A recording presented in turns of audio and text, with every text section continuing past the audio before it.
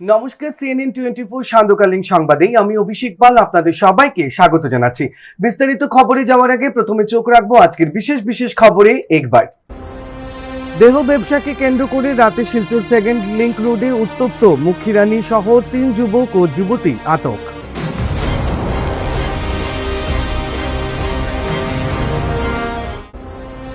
সন্দেহজনক মোটর বাইকের পিছু ধাওয়া করতে গিয়ে পুলিশের পেট্রোলিং গাড়ি নিয়ন্ত্রণ হারিয়ে রাস্তার পাশে পার্ক করে রাখা গাড়ির পেছনে সজোরে ধাক্কা।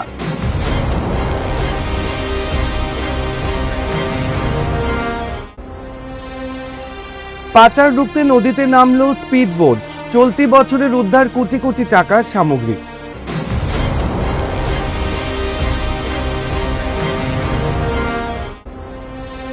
প্রতিযোগিতামূলক পরীক্ষার প্রশ্ন এবং প্রাতিষ্ঠানিক দুর্নীতির বিরুদ্ধে নামলো All India Democratic Students organisation.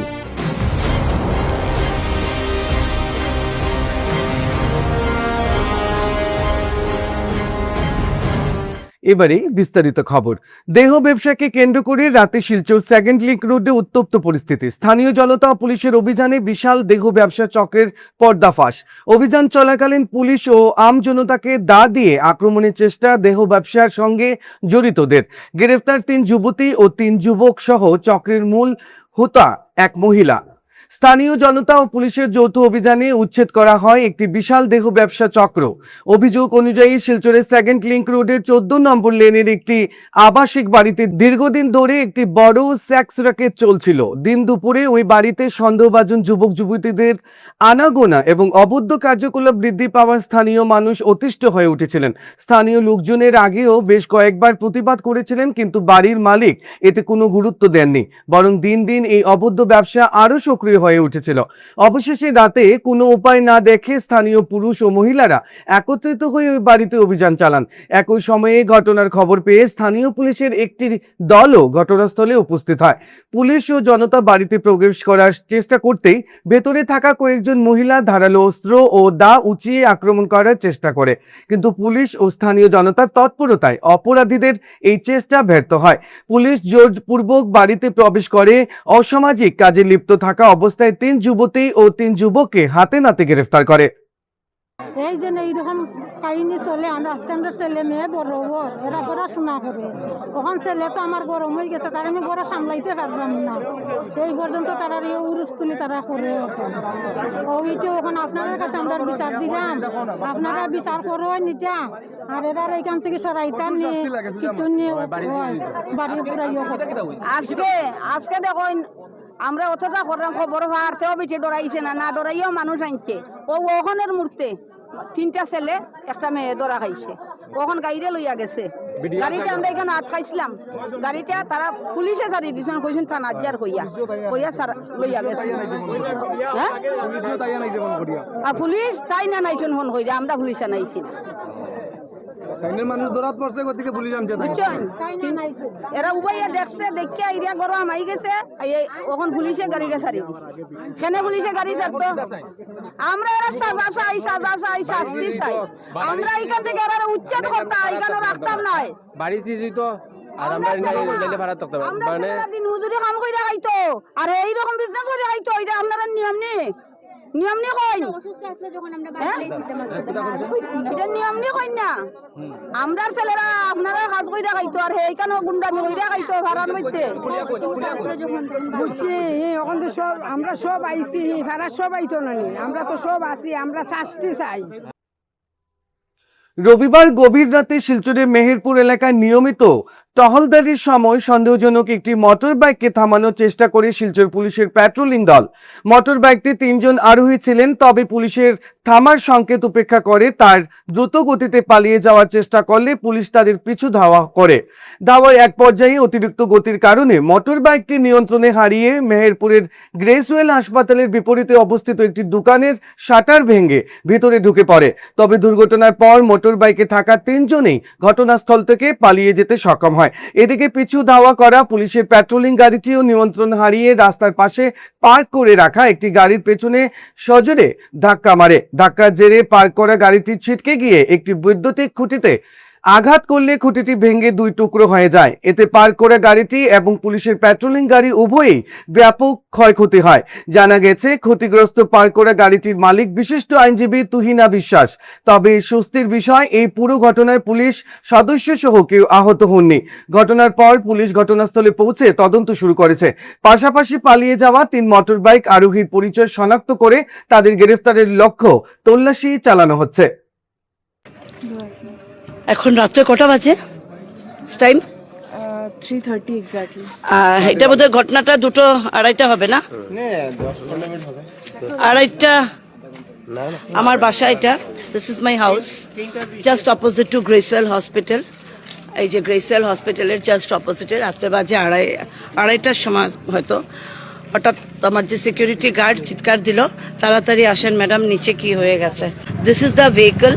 আমার গাড়ি এখানে পার্ক করা ছিল, একদম আমি দেখাচ্ছি, এই যে গাড়ি আমার পার্ক করা ছিল, ঠিক আছে। This is the condition of my parked vehicle. এই গাড়িটা পুলিশের গাড়ি, আসাম পুলিশের গাড়ি এটা। এটা আসাম পুলিশের গাড়ি। রাত্রে 2:30টার সময় ওনাদের মতে 2 জন বোধহয় কনস্টেবল ছিলেন এখানে। প্রতিবেশী রাষ্ট্র বাংলাদেশের অভ্যন্তরীণ রাজনৈতিক ও সামাজিক অস্থিরতার আবহেও সম্পূর্ণ শান্ত ও সুরক্ষিত রয়েছে খোয়াই সীমান্ত। অপার বাংলা উত্তাপের সামান্য আঁচও এপারে এসে লাগেনি। এর মূলে রয়েছে ভারতীয় সীমান্ত রক্ষী বাহিনীর 104 নম্বর ব্যাটালিয়নের সি কোম্পানি এবং খোয়াই থানার পুলিশ প্রশাসনের যৌথ ও নিশ্চিদ্র নিরাপত্তা বলয়। ভারত বাংলাদেশ কাঁটাতারের বেড়া সংলগ্ন খোয়াইয়ের পহরমুড়া, ধলাবেল, বাইজালবাড়ি সহ সমগ্র সীমান্ত এলাকায় বিএসএফ এবং থানা সজাগ নজরদারির ফলে খোয়াইবাসী আজ নির্ভয়ে রাত কাটাতে পারছেন। একটা সময় ছিল যখন খোয়াই মহকুমার গবাদি পশু পাচার, মাদক ব্যবসা ও চোরের ঘটনা নিত্যদিনের বিষয় হয়ে দাঁড়িয়েছিল। কিন্তু তৎকালীন পুলিশ সুপার রানাদিত্য দাস এবং খোয়াই থানার বর্তমান ওসি কৃষ্ণদন সরকারের সুদক্ষ যুগলবন্দিতে খোয়াইয়ের সেই কুখ্যাত সিরিজ চুরি কাণ্ডে পুরোপুরি ফুল স্টপ লেগে গেছে। 2-1টি বিক্ষিপ্ত ঘটনা ছাড়া খোয়াই আজ শান্ত।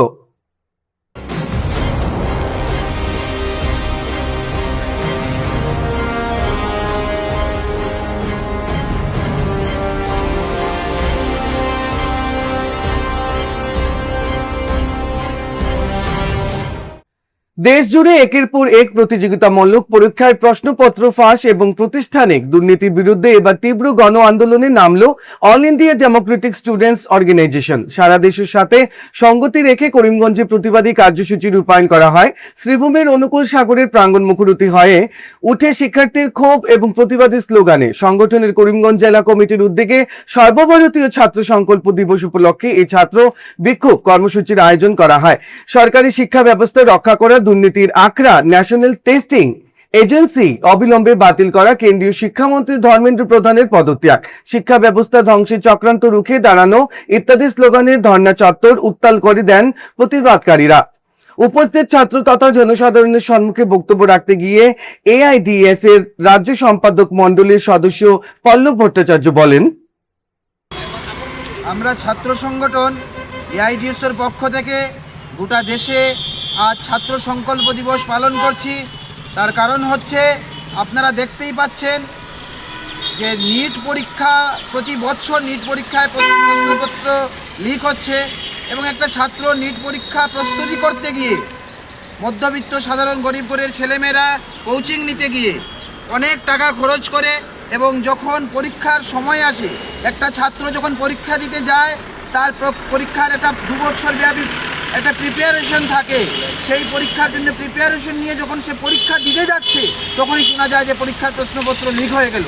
এটা অত্যন্ত হতাশাজনক, দুঃখজনক ঘটনা এবং আগামী দিনে যাতে প্রশ্নপত্র লিক না হয় তার জন্য যারা প্রশ্নপত্র লিকের সাথে যুক্ত তাদের যাতে দৃষ্টান্তমূলক শাস্তি প্রদান করা হয় এবং পাশাপাশি এই যে প্রশ্নপত্র লিক হলো তার জন্য আমরা গোটা দেশে ছাত্র সংগঠন এআইডিএস থেকে ধর্মেন্দ্র প্রধানের পদত্যাগ দাবি করছি এবং এনটিএ যে ন্যাশনাল টেস্টিং এজেন্সি, যে এজেন্সিকে দেওয়া হলো নিট এবং নিটের মতো পরীক্ষা নেওয়ার জন্য, আমরা মনে করি সরকার যাতে সেই ব্যবস্থা করে এবং সরকার নিজের তত্ত্বাবধানে এই নিট পরীক্ষা করায়।